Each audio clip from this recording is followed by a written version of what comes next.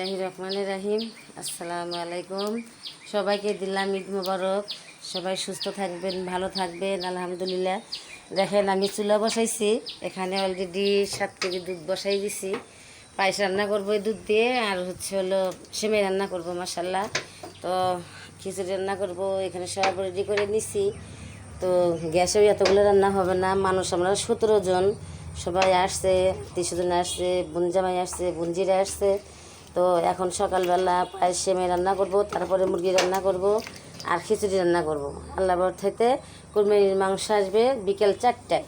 আলহামদুলিল্লাহ। তো সেজন্য সব কিছু রেডি করে নিছি। মাসকালের ডাউল দিয়ে, ক্ষেতের মাসকালের ডাউল দিয়ে রান্না করব খিচুড়ি। তো অলরেডি চুলাটায় বসাইছি। ঈদ দিয়ে কেমন হয়েছে অবশ্যই কিন্তু কমেন্টে জানাবেন।